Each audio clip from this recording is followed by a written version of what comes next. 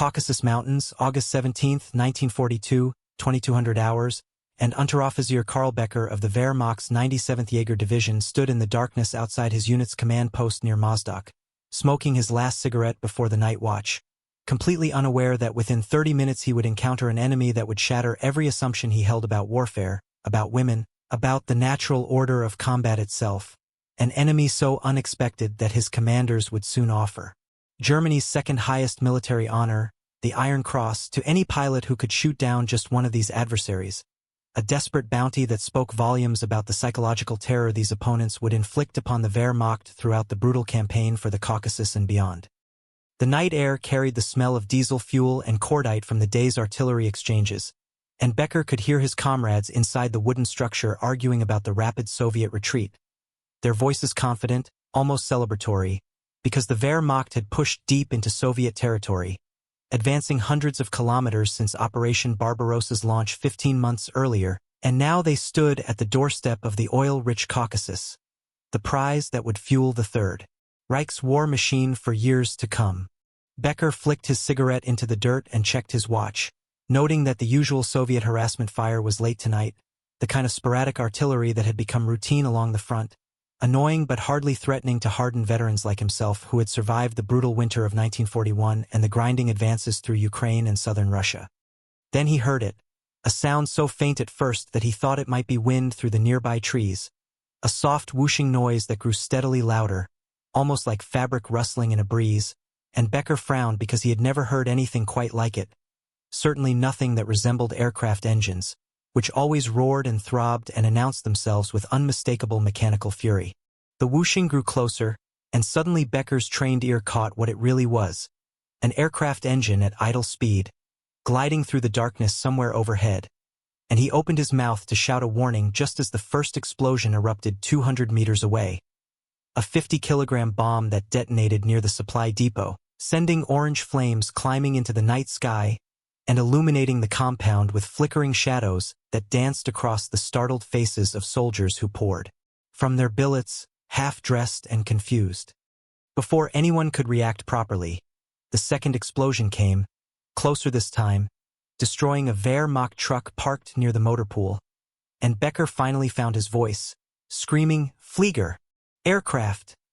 as he dove for the nearest trench, his hands scraping against frozen earth as he scrambled for cover. The searchlight crews frantically powered up their equipment, the brilliant beams sweeping across the sky in desperate arcs, searching for an enemy that seemed to have vanished as mysteriously as it had appeared,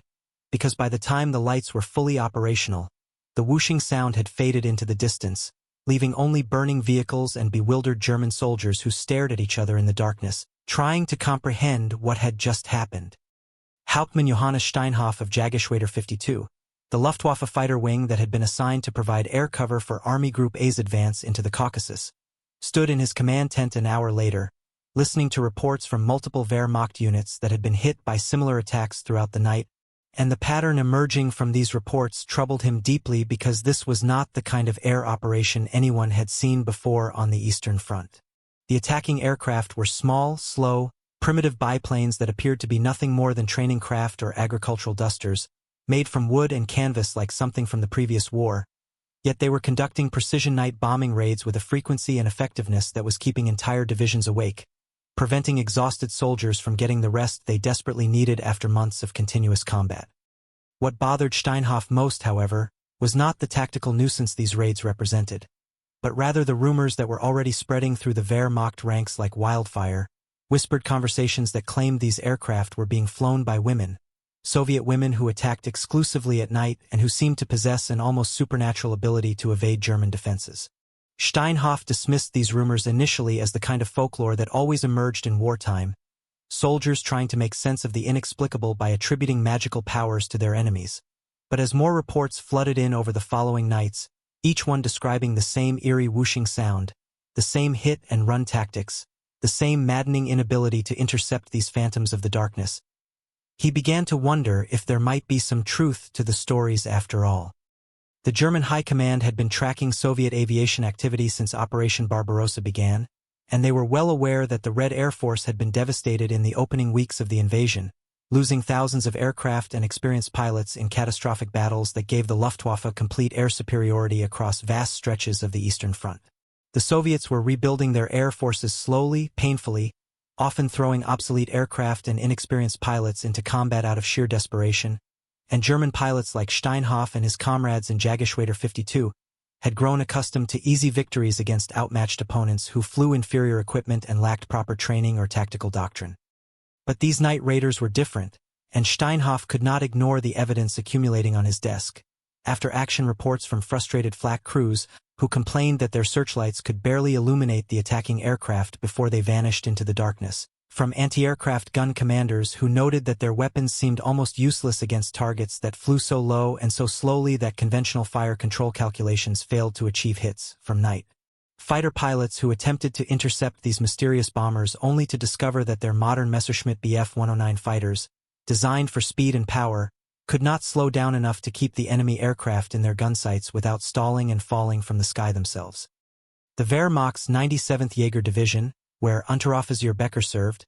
had been tasked with capturing the approaches to Vladikavkaz, a strategically vital city that controlled access to the Georgian military road and the passes through the Caucasus Mountains, and throughout August and early September of 1942,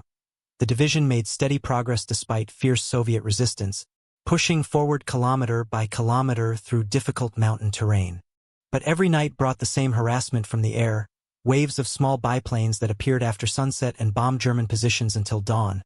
dropping their ordnance with surprising accuracy on fuel dumps, ammunition depots, command posts, vehicle parks, artillery positions, anywhere that German forces had concentrated men or material in preparation for the next day's advance.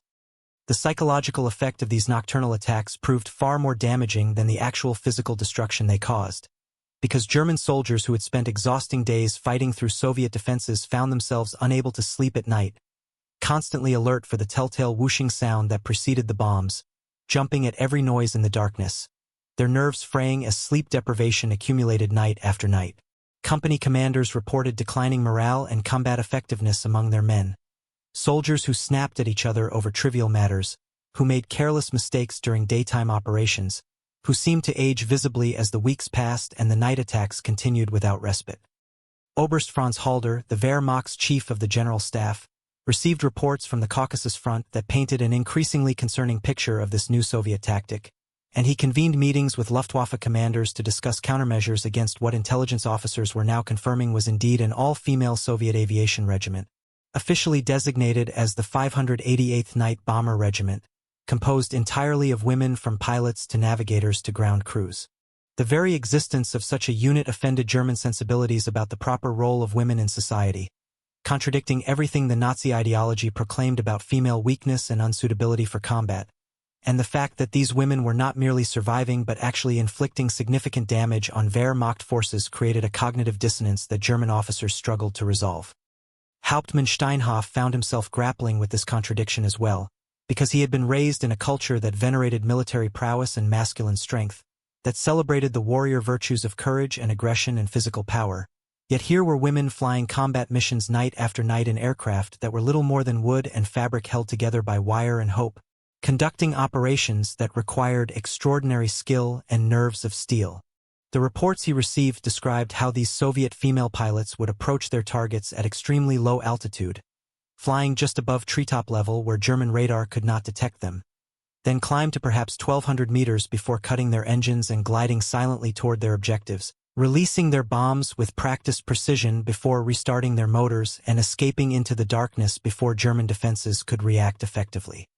The Polikarpov P-2 biplanes flown by the 588th Night Bomber Regiment were obsolete even by 1942 standards, designed in 1928 as training aircraft and later adapted for agricultural use as crop dusters, with open cockpits that exposed the pilots and navigators to brutal weather conditions, with no armor plating to protect the crew from enemy fire, with no radios for communication, no radar for navigation, no defensive armament until late 1944, just maps and compasses and stopwatches to guide them through the hostile night sky. Each aircraft could carry only 350 kilograms of bombs, typically 650-kilogram bombs mounted under the wings, which meant that to inflict meaningful damage on German positions, the women of the 588th Night Bomber Regiment had to fly multiple sorties every night,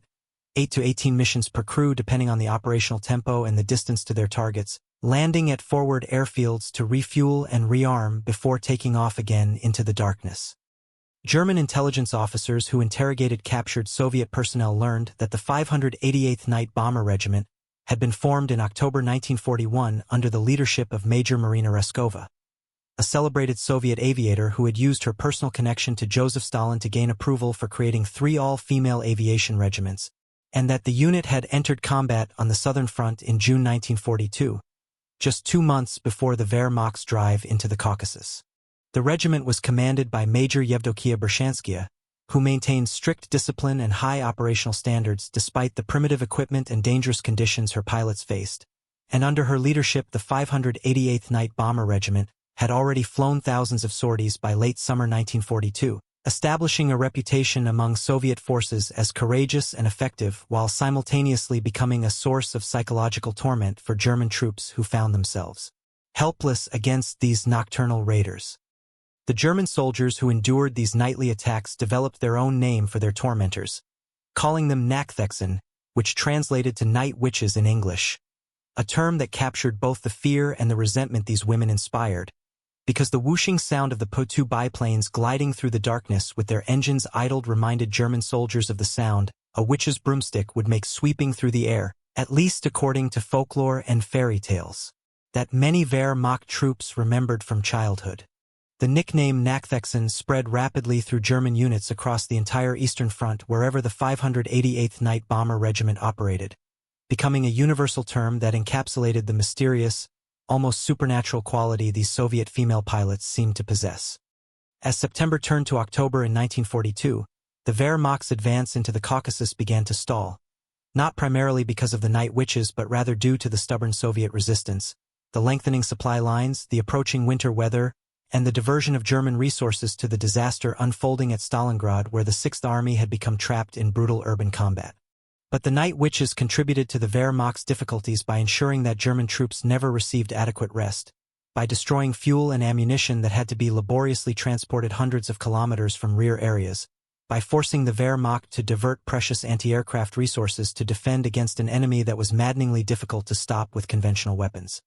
Hauptmann Steinhoff and his fellow Luftwaffe officers proposed various countermeasures against the 588th Night Bomber Regiment, including dedicating night fighter aircraft specifically to hunt the Po-2 biplanes, but this strategy proved frustrating because the night witches flew too low and too slowly for standard night fighter tactics to work effectively.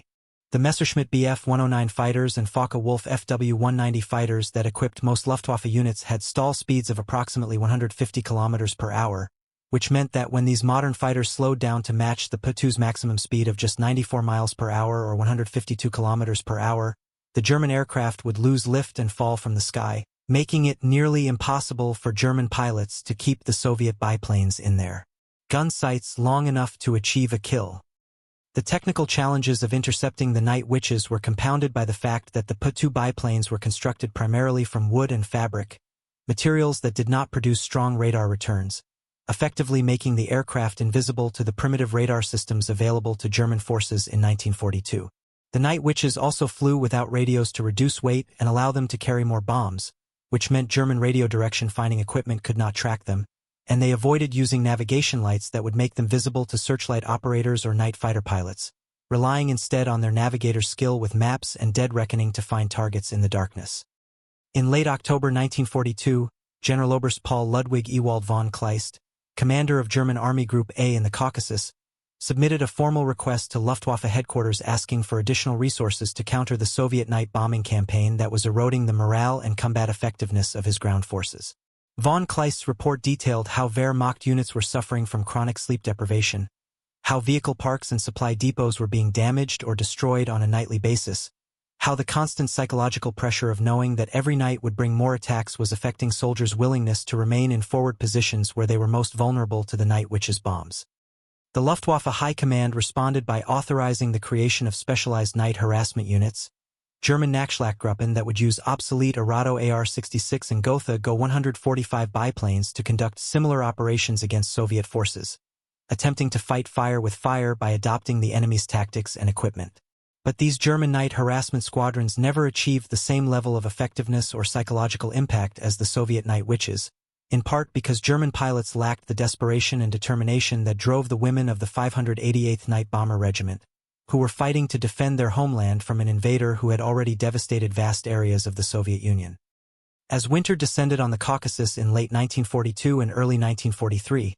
the operational conditions for both the Wehrmacht and the Night Witches became extraordinarily harsh, with temperatures plummeting to -48°C during the coldest nights, freezing conditions that made the already difficult job of flying open cockpit biplanes through hostile airspace even more dangerous and demanding.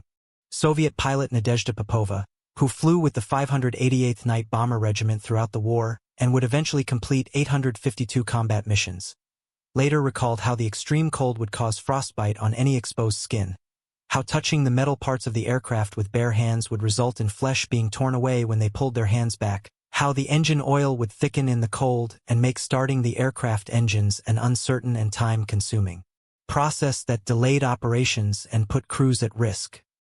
But the Night Witches continued flying despite these brutal conditions, and German forces continued suffering from their attacks, and the psychological warfare escalated as Wehrmacht soldiers became increasingly obsessed with stopping these women who seemed immune to normal military countermeasures. The German High Command recognized that the morale impact of being bombed nightly by female pilots was particularly corrosive to Wehrmacht troops who had been indoctrinated with Nazi ideology about Aryan superiority and the natural dominance of German men, because if even Soviet women could defeat German soldiers, what did that say about the fundamental assumptions underlying the Nazi worldview? It was against this backdrop of mounting frustration and wounded pride that the Luftwaffe made its extraordinary decision in late 1942 or early 1943. The exact date remains disputed in historical records, to offer an automatic Iron Cross decoration to any German pilot who successfully shot down one of the Night Witches, a policy that represented an unprecedented acknowledgement of how difficult and how important it had become to stop these Soviet female pilots. The Iron Cross was the second highest military decoration awarded by Nazi Germany, surpassed only by the Knight's Cross and its various grades, and it was normally given only for acts of notable bravery or achievement in combat, making the automatic award of such a prestigious medal for downing a single obsolete biplane an implicit admission that the Luftwaffe considered the Night Witches to be extraordinarily dangerous and formidable opponents despite their primitive equipment. The announcement of this Iron Cross bounty spread rapidly through Luftwaffe fighter units across the Eastern Front, and it served as both an incentive and an insult, incentivizing pilots to hunt the Night Witches more aggressively, while simultaneously insulting the German pilots by suggesting that they needed special rewards to accomplish what should have been a straightforward task: shooting down slow-moving training aircraft that represented no serious threat to modern fighters. But the reality was that shooting down Night Witches proved exceptionally difficult for all the technical reasons that Hauptmann Steinhoff and other Luftwaffe officers had already identified, and most German night fighter pilots who attempted to intercept the P-2 biplanes came away empty-handed and frustrated, having failed to even locate their targets in the vast darkness of the Eastern Front night sky.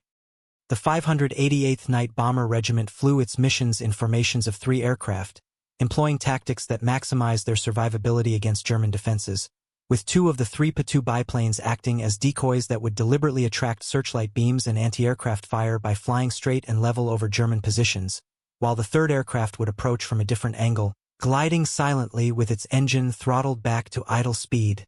dropping its bombs on the illuminated target before the German crews could redirect their weapons. Once the 3rd aircraft had released its ordnance, the 3 planes would rotate roles for the next attack,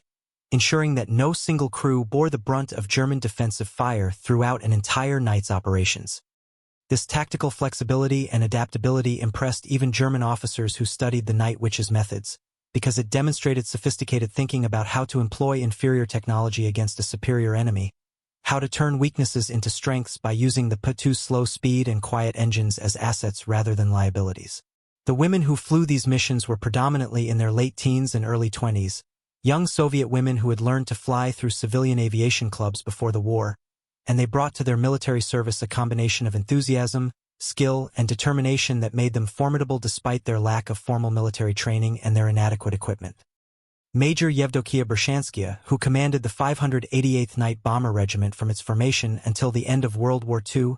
maintained ironclad discipline within her unit, insisting that her pilots and navigators follow strict procedures for mission planning, aircraft maintenance, safety protocols, and post-flight debriefing, creating a professional military organization that happened to be staffed entirely by women but that operated with the same efficiency and effectiveness as any male aviation unit. Bershanskia understood that her regiment faced not only the enemy in combat, but also skepticism and prejudice from male Soviet commanders who doubted women's ability to perform in combat roles. And she was determined to prove through results that her unit deserved respect and support. The Night Witches proved their worth repeatedly throughout the winter of 1942-1943,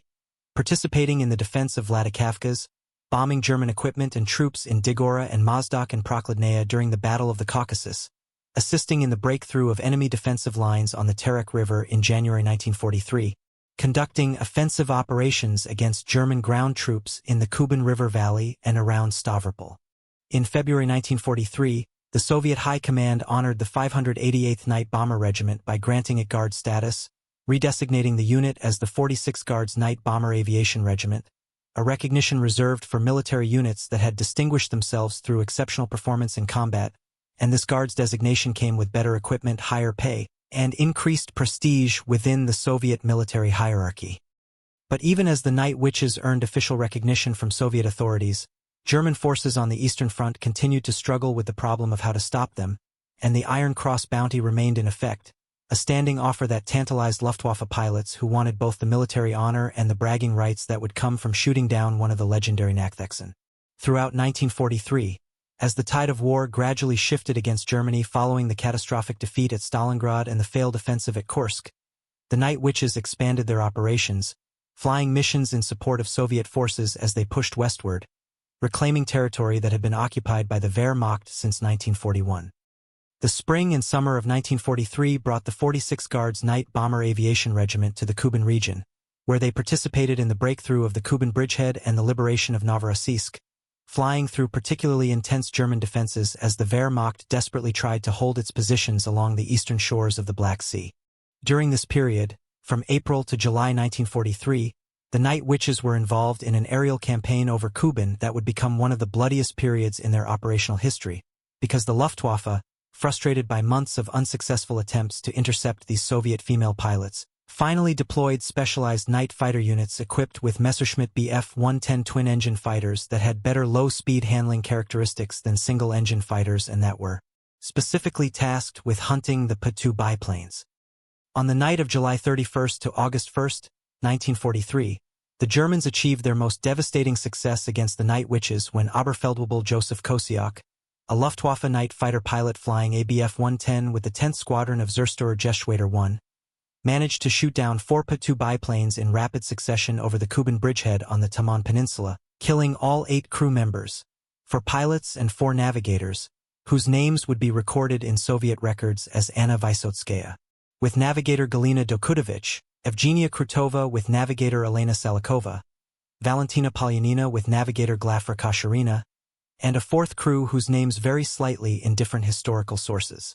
This single night's losses represented the worst casualties the 46th Guards Night Bomber Aviation Regiment would suffer in any 24-hour period during the entire war, and the psychological impact on the surviving Night Witches was severe, because they had grown accustomed to operating with relative impunity in the night sky, and suddenly they faced an enemy who had developed effective tactics to counter their operations.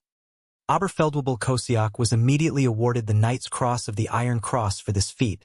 one of Germany's highest military decorations, and he earned the nickname Hexenjäger, which meant witch hunter in English, a sobriquet that reflected both the significance of his achievement and the extent to which the Night Witches had become symbolic opponents for the Luftwaffe. Kosiak's success demonstrated that the Night Witches were not invulnerable, that determined German pilots using proper equipment and tactics could intercept and destroy the P-2 biplanes, but it also highlighted how difficult this task was, because Kosiak was an exceptionally skilled pilot who would finish the war with 33 confirmed victories, 21 of which were night kills, making him one of the most successful night fighter pilots in the Luftwaffe, yet even he required specific conditions and specialized equipment to achieve his kills against the Night Witches. The night of July 31st to August 1st, 1943, would be remembered in the history of the 46th Guards Night Bomber Aviation Regiment as Black Night, or the night when Joseph Kosiak grounded the entire regiment for the first time since it had entered combat, because Major Bershanskia, shocked by the sudden losses and uncertain about what had changed in German defensive tactics, ordered all flights suspended until her intelligence officers could determine what had happened. Soviet pilot Serafima Amasova witnessed the attacks and later described the horror of watching her comrades' aircraft burning like candles in the night sky. The green flares that German forces used to signal their anti-aircraft batteries to cease fire so that night fighters could move in for the kill. The helplessness of knowing that there was nothing she could do to help her friends who were falling from the sky in flames. The Germans had finally figured out that by coordinating their searchlights and anti-aircraft guns with night fighter aircraft, they could create a lethal trap for the night witches, using the searchlights to illuminate the target area and force the Soviet pilots to fly in certain patterns to avoid the beams, patterns that made them predictable and vulnerable to waiting night fighters who could position themselves to intercept the P-2 biplanes as they approached or withdrew from their bombing runs. This integrated defense system represented a significant evolution in German night fighting doctrine, and it raised the danger level for the night witches considerably, forcing Major Bershanskia and her staff to develop new tactics to counter the threat. But despite the losses on that terrible night in August 1943, the 46th Guards Night Bomber Aviation Regiment resumed operations within 48 hours, flying missions against German positions with the same determination and professionalism that had characterized their operations since June 1942. The surviving pilots and navigators understood that their fallen comrades would want them to continue the fight, and they also recognized that allowing fear to paralyze them would dishonor the memory of the women who had died. Soviet authorities buried the 8 dead crew members in a mass grave in Rusko village on the Taman Peninsula, posthumously awarding each of them the Order of the Patriotic War Second Class, and their sacrifice became part of the unit's history, a reminder of the very real dangers these women faced every time they climbed into their fragile aircraft and flew into the hostile night. The night witches adapted their tactics in response to the threat posed by German night fighters, flying even lower than before to make themselves harder to intercept, varying their approach routes and timing to reduce predictability, increasing the number of decoy aircraft in each formation to confuse German defenses, and training their navigators to keep constant watch for enemy fighters during missions rather than focusing exclusively on navigation and bomb aiming. These adjustments helped reduce losses, though they could not eliminate the risk entirely, and throughout the remainder of 1943 and into 1944, the 46th Guards Night Bomber Aviation Regiment continued to lose aircraft and crew to German defensive fire, both anti-aircraft guns and night fighters, though never again would they suffer casualties as severe as those inflicted by Oberfeldwebel Kosiak in August 1943. One of the most celebrated incidents involving the night witches occurred in late 1942, though the exact date remains uncertain in historical sources, when pilot Nadezhda Popova flew a supply mission to Soviet Marines who were trapped on the beach at Malaya Zemlya near Novorossiysk, delivering food, water, and medical supplies to the beleaguered forces who were holding a small beachhead against overwhelming German pressure. Popova flew her P-2 biplane so low over the Marines' positions that she could hear them cheering as she dropped the supply canisters, and German forces opened fire with everything they had, machine guns and rifles and light anti-aircraft weapons, trying desperately to bring down the slow-moving target that was clearly visible in the dawn light. When Popova landed back at her base after the mission, her ground crew counted 42 bullet holes in her aircraft, holes that had punched through the fabric covering of the wings and fuselage, that had passed through her map and even through her leather flying helmet, yet miraculously not a single bullet had struck Popova herself, and the P-2's simple construction had allowed it to remain airworthy despite the extensive damage. This incident became legendary within the 46th Guards Night Bomber Aviation Regiment and later throughout the Soviet Air Force, because it exemplified both the courage of the night witches and the frustration of German forces who threw massive amounts of firepower at these women but often failed to stop them. Popova would go on to fly 852 combat missions during World War II, more than almost any other pilot in the regiment, and she achieved her personal record of 18 sorties in a single night while flying missions over Poland in 1944, landing and taking off 18 times during the hours of darkness, refueling and rearming between each mission, flying until exhaustion nearly overcame her, because the operational tempo was so intense and the need for air support was so urgent that every available aircraft had to fly as many missions as physically possible. The Wehrmacht soldiers who continued to endure these nightly attacks throughout 1943 and 1944 developed a grudging respect for the night witches even as they hated and feared them, because German military culture valued courage and professionalism, And even the most ardent Nazis could not deny that the Soviet women who flew those dangerous missions night after night possessed both qualities in abundance. Hauptmann Johannes Steinhoff, who had dismissed the initial reports of female Soviet pilots as impossible folklore, eventually wrote in his memoirs that, "We simply couldn't grasp that the Soviet airmen that caused us the greatest trouble were in fact women. These women feared nothing. They came night after night in their very slow biplanes, and for some periods they wouldn't give us any sleep at all." An admission that captured the cognitive dissonance that many German officers experienced when confronted with the reality of the night witches.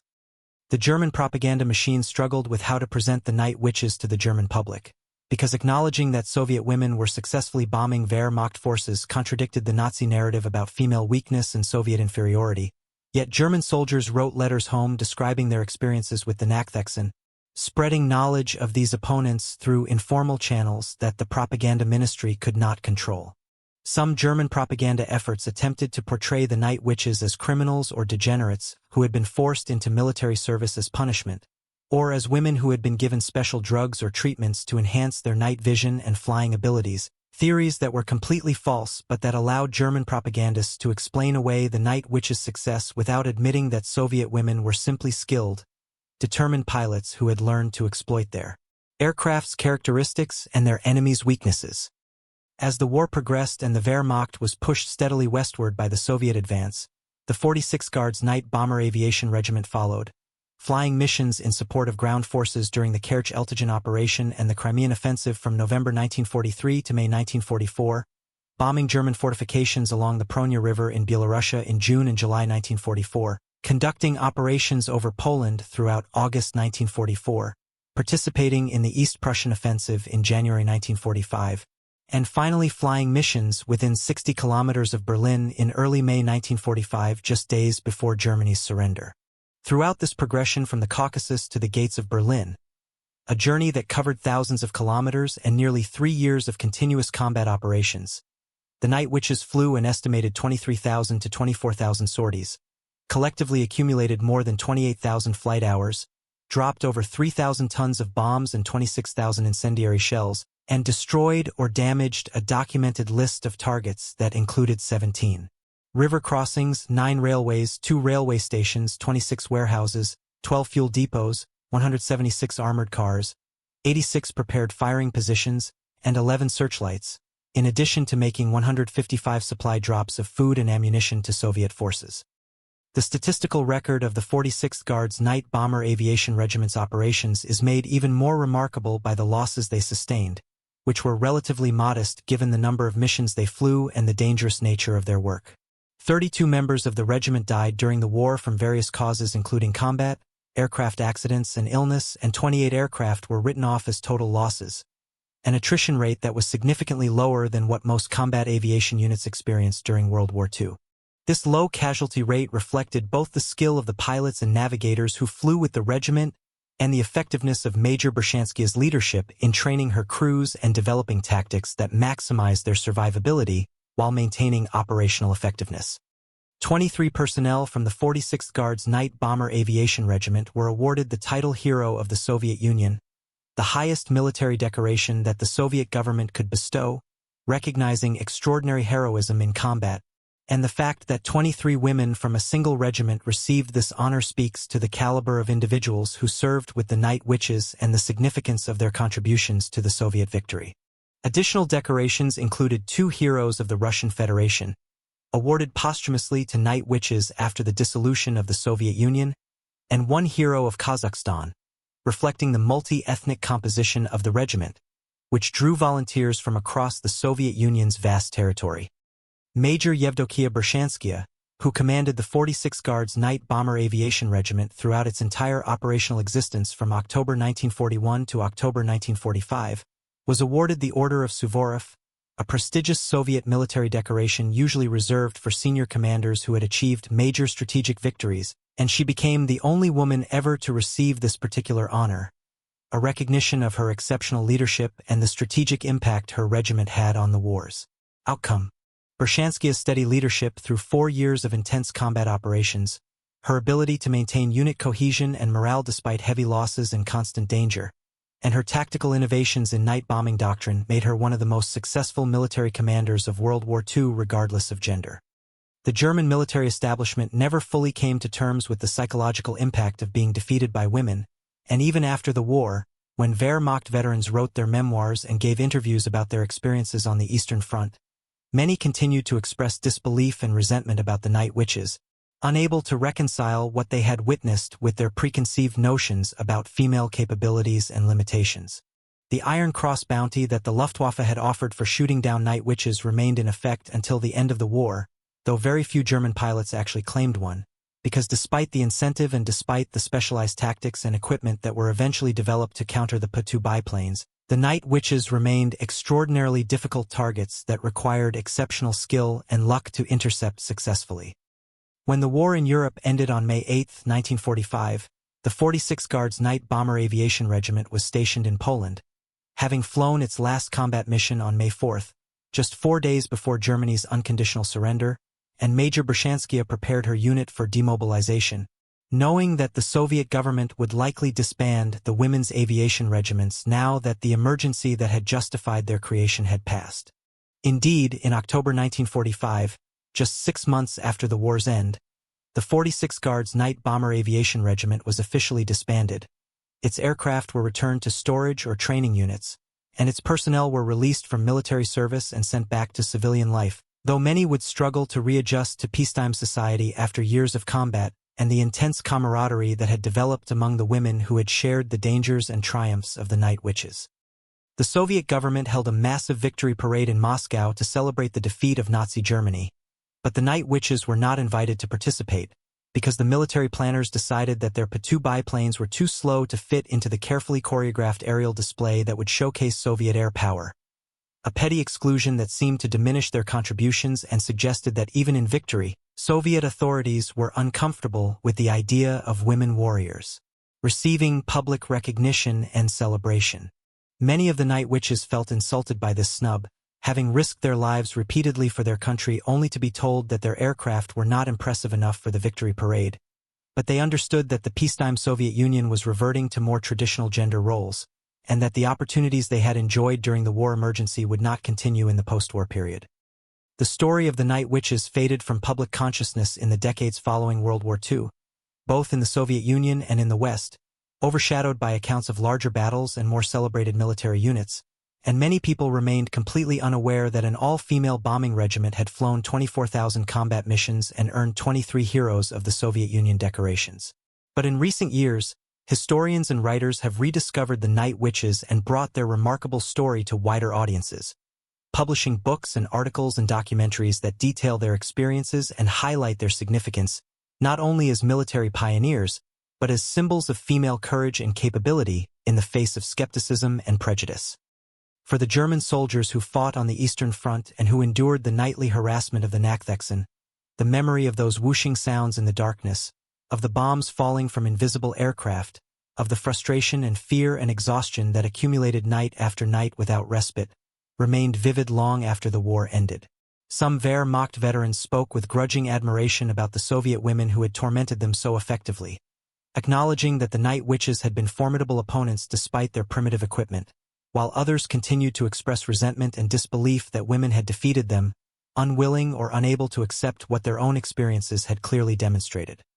The Iron Cross bounty that had been offered for shooting down a single night witch remained one of the most revealing indicators of the psychological warfare dimension of the conflict, because it showed that the German High Command understood that the night witches represented not just a tactical challenge but a propaganda problem, a living contradiction to Nazi ideology that needed to be eliminated not just for military reasons but for psychological and political reasons as well. The fact that this bounty existed, that Germany's second highest military decoration was offered as an automatic reward for destroying one obsolete biplane flown by a Soviet woman, spoke volumes about the threat perception that had developed among Wehrmacht and Luftwaffe commanders who had initially dismissed these opponents as insignificant but who had learned through bitter experience that they were anything but. In the final accounting of World War II's Eastern Front, the 46th Guards Night Bomber Aviation Regiment played a role far disproportionate to its size and equipment, because the 261 women who served with the night witches over the course of the war tied down German resources, destroyed valuable supplies and equipment, degraded Wehrmacht morale and combat effectiveness through sleep deprivation and psychological warfare, and demonstrated that women could perform in combat roles just as effectively as men when given the opportunity and the training. The Iron Cross bounty that the Germans offered for shooting down these women was intended to incentivize German pilots to hunt them more aggressively, but it also served as an unintended tribute to the night witches' effectiveness and the respect, however grudging, that they had earned from their enemies. The whooshing sound of P-2 biplanes gliding through the darkness, the sound that German soldiers learned to fear and that gave the night witches their nickname, became one of the signature sounds of the Eastern Front, as recognizable to Wehrmacht veterans as the scream of Katyusha rockets or the roar of T-34 tanks. And for the women who flew those fragile aircraft night after night through enemy fire and brutal weather, who refused to be deterred by losses or by the skepticism of their own commanders or by the technological superiority of their opponents, the legacy they left was one of courage and competence and determination that would inspire generations of women who came after them, women who would look at the Night Witches' record and understand that there were no limits to what they could achieve if they had the will to try.